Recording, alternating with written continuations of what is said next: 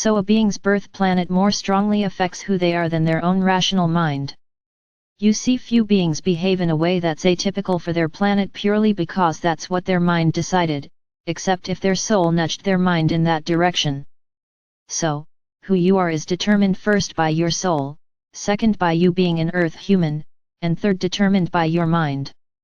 Correspondingly, it only makes sense to first listen to your soul, to second try and benefit Earth humans as a whole, and third to try and benefit yourself. What does that look like? Well, first listen to either your soul, or your intuition, which comes from your soul. Don't confuse emotions and unconscious beliefs with intuition. Or if you're unable to do either, listen to your guides or follow what resonates. Probably your soul will want you to dedicate a certain amount of time and energy to spiritual practice and self-healing, and a certain amount of time and energy to helping others or being kind to others, and a certain amount of time and energy to things that you find fun or that nourish you.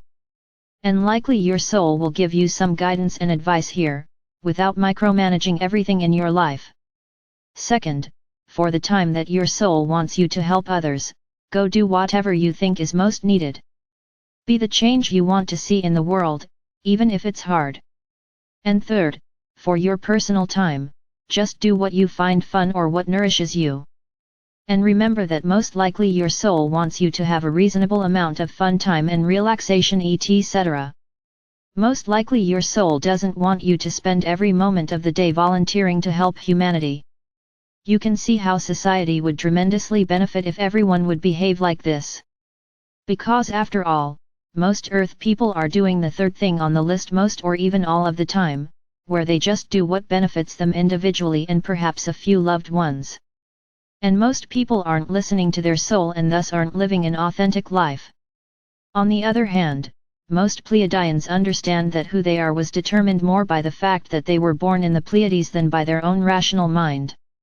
Hence Pleiadians understand the importance of protecting, maintaining, and further improving our society, because our society is so determinative to ourselves and to the other people in our society.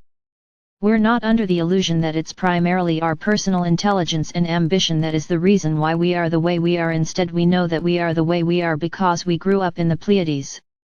This is why our society works with no taxation and practically no laws. Because if people to an extent identify with their society and their group, if they have unity consciousness, then they are happy to do volunteer work and treat other people with kindness. Some people might point out that average Earth humans already see themselves as an American, or a Christian, or a left-winger, etc. I wouldn't quite categorize that as unity consciousness, because while those people may see some people as being part of themselves to an extent, they typically see other people as very much not being part of themselves. It's not unity consciousness to include the people you like and exclude the people you don't. In fact, hating evil people isn't unity consciousness. Sure, wanting evil people to be stopped is consistent with unity consciousness, but hating them is not. So, we're near the end of this message. For the very few people who already embody unity consciousness, this message may not have been too useful.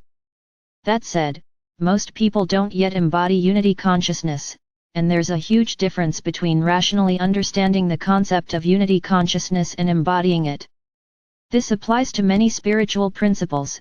By the way, rationally understanding them is useful, but you usually have to do significant amounts of spiritual practice to actually embody them, and embodying them is where the real gold is. For the majority who doesn't yet embody unity consciousness, I think this stepping stone can be a useful tool.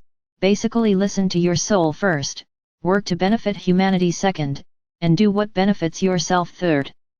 That said, keep in mind that your soul likely wants you to spend some amount of time having fun and nourishing yourself, so you don't need to spend every waking moment doing volunteer work. In fact, if you're in a tough situation, your soul might very well want you to put on your own air mask first. Listening to your soul first and working to benefit humanity second is, I think, one possible good stepping stone towards unity consciousness. It is not the only possible path. Doing a whole bunch of meditation is another path that can lead to embodied unity consciousness. But this is a possible path. I respect you very much and you are in my thoughts, every single day. With all my love, your star brother, Hakann.